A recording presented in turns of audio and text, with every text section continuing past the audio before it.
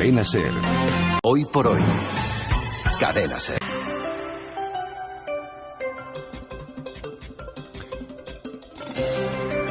A partir de la 1:05 del mediodía tendremos, como cada martes, nuestro consultorio. En este caso, hoy con un alergólogo. Seguro que les interesa. Hablaremos de las alergias alimentarias en los niños. Muchos padres se encuentran con este problema y, bueno, surgen muchas dudas, muchas inquietudes. Bueno, pues no se pierdan porque podrán participar en directo si quieren plantear alguna duda al alergólogo, al especialista que hemos invitado después.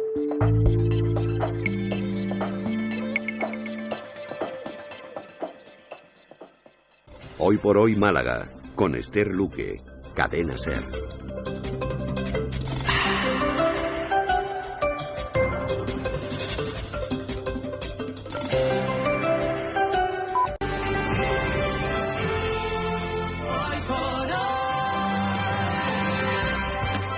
Hoy por hoy Málaga, con Esther Luque, Cadena SER. Saludamos a los oyentes de la provincia, la Axarquía, el Guadalhorce, que nos escuchan como cada día a esta hora. Y como digo, a través de sermálaga.es también nos pueden seguir, pueden escuchar muchos de los contenidos que emitimos cada jornada en Hoy por Hoy Málaga. Enseguida los deportes y nuestro consultorio de los martes, hoy con un alergólogo. Hablaremos de las alergias infantiles. ¿Cuántos padres tienen este problema? ¿Verdad? Y bueno, pues al final todos nos acostumbramos a algún problemilla de salud en la familia, pero es verdad que al principio es un engorro y crea mucha inquietud entre los padres. Pues hablaremos sobre las alergias infantiles si ustedes quieren participar. Jaime García Campos, buenas tardes. Muy buenas tardes. Alergólogo. No sé si le gusta el fútbol. Poco. Bueno, pues vamos a prestar un poquito de atención hoy a las alergias alimentarias en los niños. Exacto. Porque claro, con un alergólogo podemos hablar largo y tendido de muchos temas, pero nos vamos a centrar hoy en las alergias alimentarias en los niños. Una alergia alimentaria es una respuesta, al fin y al cabo, de exagerada de nuestro sistema inmunológico cuando comemos un alimento en particular, que vamos a diferenciar de una intolerancia alimentaria, porque son cosas diferentes. Completamente, son completamente distintas. La alergia alimentaria se produce por, generalmente, la vía o el mecanismo más clásico, se produce por una respuesta de un anticuerpo, en nuestro caso el anticuerpo de los alérgicos, que es la inmunoglobulina E, y esta es la que, cuando consumimos el alimento implicado, tiene alguna proteína en particular a la que se une este anticuerpo y hace que desarrolle pues la respuesta clínica que muchos padres y pacientes pues conocerán, típicas ronchas o abones por el cuerpo, inflamación de labios. Esto, tranquilidad, porque puede ser una intolerancia. ¿O esto es ya directamente pues una alergia? Las intolerancias generalmente presentan una sintomatología más vaga, menos clara. Menos virulenta, ¿no? Menos fuerte, quizás más asociada siempre al sistema digestivo. Vale. Problemas de gastritis, el niño tiene dolores abdominales, diarrea no muy clara, quizás no siempre en todos los episodios. La alergia alimentaria casi siempre se produce. Se muestra muy claramente y muy fuerte. Cuando los padres nos refieren a nosotros la sintomatología que presentan los niños y que siempre le pasa con determinado alimento, determinado grupo de alimentos, suelen ser bastante claros, son uno o varios episodios. Bueno, Jaime, apriétate los machos porque aquí somos mamás, las dos, sí. Con lo cual tenemos una cantidad de preguntas y hay muchos oyentes también. Esperando también. Estamos familiarizados, por ejemplo, con la intolerancia a la lactosa. Sí. ¿Cuáles son las intolerancias más comunes y las alergias alimentarias más comunes y por qué se produce esto? Porque puede llegar a cualquier edad. Sí. Bueno, la intolerancia a la lactosa, dices que estamos familiarizados, pero quizá no tanto, porque muchos médicos de atención primaria o pediatras o otros especialistas, cuando nos derivan a pacientes con sospechas de alergias a alimentos, es muy frecuente que nos deriven pues esos pacientes con intolerancia para que nosotros le hagamos el estudio. El estudio de intolerancia a lactosa es una patología que la llevan más, en este caso, los compañeros de digestivo, ya que lo que se produce en la intolerancia a la lactosa es una pérdida de una enzima, una proteína que se encarga de procesar o de destruir la lactasa, que es el azúcar de la leche. Cuando ese azúcar no se consigue metabolizar, pues genera es como alimento para las bacterias de nuestro intestino y generan pues gases, producen unas heces también un poco ácidas, distensión abdominal, dolor abdominal, y toda esta sintomatología es, digamos, una de las intolerancias pues más frecuentes que se presentan. Había un dato por ahí que es que 1 de cada 4 niños padece alguna alergia alimentaria. ¿Puede ser? ¿Están por ahí las estadísticas aquí en Málaga o cómo las tenéis? Me parece excesivo, ¿no? El dato, sí. Es muy probable que en los estudios, por ejemplo, que se han realizado hay bastantes discrepancias, porque hay estudios que se basan simplemente en encuestas telefónicas a los padres, y luego de todo ese porcentaje, ese 1 de cada 4, ese 25%, quizás luego lo que se confirma en clínica es mucho menos. Ujú. Sabemos que los últimos consensos que hay de alergia alimentaria, se ve que hasta los 5 años de edad se pueden presentar en torno a un 3-4% de prevalencia, es decir, de frecuencia de niños que puedan presentar alguna alergia alimentaria. Por debajo de los 2-3 años es un poquito mayor, es hasta el 6%. La alergia a la proteína de la leche de vaca será una de las causas de alergia más comunes después de los huevos y el pescado, suponemos, ¿no? Pues no, es la primera. Es la primera. Es la primera, sobre todo en lactantes. Niños menos de 1 año, junto con el huevo y el pescado, son las más importantes. Las más importantes. Ana, quiere preguntarle algo al doctor. Ha llamado al 952 07 68 31, acabado en 32. Adelante, Ana. Hola, buenos días, doctor. Buenos días. Me llamo Ana y soy de Laurín de la Torre. Sí. Tengo una nieta con 4 años y se le hincha el vientre y las heces las hace muy duras. Ujú. Se le está dando leche sin lactosa, Sí. pero no obstante el malestar le sigue el mismo. Ujú. Entonces, ¿qué puede usted aconsejarnos que le hagamos a la niña? Hombre, no sé al momento actual qué tipo de estudio le habrán hecho a su nieta.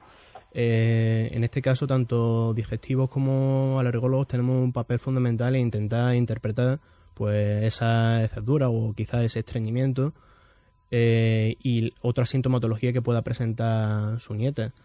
Ana, ¿ustedes la han llevado al médico? La vio lo que es la doctora a los 4 años de la consulta de niños sanos. Ajá. Y entonces como yo la llevé yo personalmente, porque estoy preocupada con el tema, Claro. y como que le dio un pase, y eso fue hace 2 semanas. Entonces, claro, tengo yo esa preocupación. ¿Un pase ¿Dónde llevo a mi al niña? médico especialista? ¿O qué? No, al médico, al pediatra de la Seguridad Social, lo que es al ambulatorio. Claro, usted está un poco desconcertada porque no sabe dónde Eso, acudir, ¿no? dónde llevarla, o qué hacerle, o dónde llevarla Claro, en sí. claro. Que la Doctor, estudie. ¿cómo podemos encauzar? Yo creo que son los pasos lógicos. Después de la primera valoración pues por su pediatra de zona o su médico de referencia, el siguiente paso pues es derivarle a un pediatra un poco más especializado, y él ya pues enfocará las preguntas necesarias como para encauzarnos bien si necesita una derivación o una valoración por un alergólogo según la función, en función de la Llevarla a un doctor como usted, un alergólogo. alergólogo, por Eso ejemplo, es. sí, Alergólogo. un doctor de la alergia. Vale. O bien, según lo que cuente, pues el pediatra suyo le derivará pues Es a que un claro, el digestivo. pediatra me dio mucha pasadilla. Y usted no se ha quedado tranquila. No, Claro, estoy tranquila, normal. tengo la niña en mente. Claro que sí. Ana, muchas gracias por Bueno, llamarnos. Pues muchas gracias a ustedes y que Dios le pague el programa. Bueno, Adiós, un adiós, abrazo. buenos días, adiós. 952 07 68 31, acabado en 32. Pueden consultar lo que quieran con el alergólogo.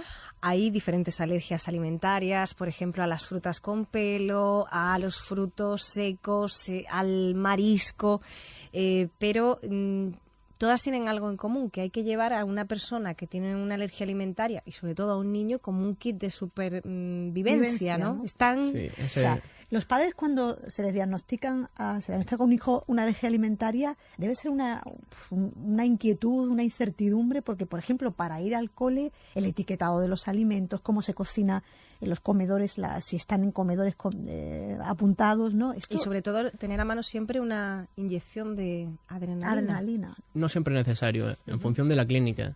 Las clínicas de alergia alimentaria pueden ir desde los síntomas más leves, que se conoce como el síndrome de alergia oral, que es picor en la boca, en la garganta, cuando se consume algún alimento, que generalmente está relacionado con proteínas lábiles que se destruyen fácilmente y no dan más problema cuando llega al intestino y se procesan con los ácidos, los jugos gástricos. Desde eso hasta la anafilaxia, que para ese tipo de pacientes sí es donde está indicada pues la adrenalina autoinyectable, que es lo único que puede darnos un margen de tiempo para que puedan llevar al paciente desde donde esté hasta el centro hospitalario, centro de salud más cercano, donde puedan tener un soporte más avanzado. En sí, el tratamiento incluye también, pues, para pacientes con síntomas leves, antihistamínicos, corticoides, y a lo que te refería antes por ejemplo, del etiquetado. ¿Qué consejos le damos a los padres para sus hijos que tengan que llevar al colegio y sean alérgicos? Es tanto labor nuestra de los médicos como, pues, de los medios, el informar y el educar acerca de las normas de evitación, de qué cosas se pueden hacer.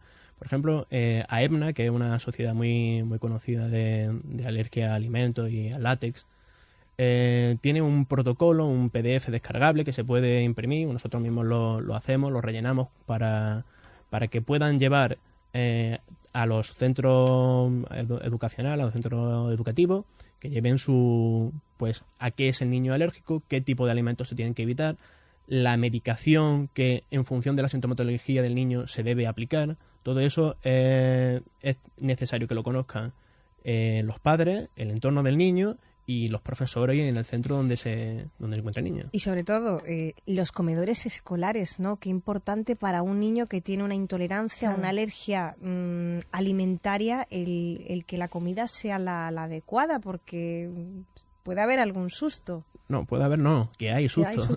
Hay susto, porque no es infrecuente que incluso aunque en el comedor o en la cocina del comedor sepan que el niño, por ejemplo, es alérgico a pescado o es alérgico a algún tipo de fruta, no es infrecuente o no es tan poco común que haya contaminaciones accidentales. Es decir, se prepara el alimento de los niños en una tabla, se corta tal, y en la misma tabla donde se ha preparado el de todos los niños, pues, por ejemplo, una ensalada que lleve trocitos de melocotón o lo que sea, pues además han cortado el alimento del otro niño que es alérgico al melocotón. Muchas veces contactos o contaminaciones tan tontas. ¿Es recomendable llevarse la tarterita de la casa? Tampoco creo yo que sea necesario. Eso puede que genere más ansiedad a los padres, claro, y un exceso de sobreprotección. Es más necesario educar a todo el mundo y a la comunidad escolar. A la comunidad escolar. Yo creo que hay un grupo de alergólogos que incluso dais charlas, ¿no?, por los colegios sobre la alergia alimentaria. Nosotros tenemos ese proyecto de intentar dar una serie de charlas en algunos centros. Todavía estamos en fase de procesamiento.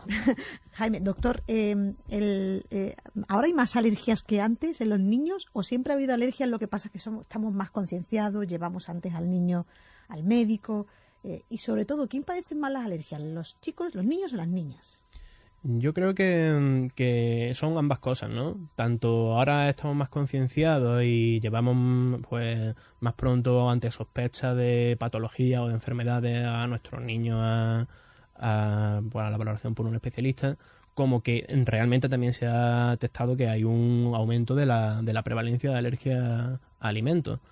Y en torno, pues, una de las supuestas teorías que apoyan esto es la teoría de la higiene, que dicen que cada vez nos estamos convirtiendo en más limpios, que nos cae un chupete al suelo y rápidamente lo estamos lavando, el niño vive en una burbuja aislado del resto de patógenos, de bacterias, una burbuja limpia. Y el sistema inmune, que no tiene otra cosa de la que preocuparse, pues se preocupa de atacar a cosas que en principio son inofensivas.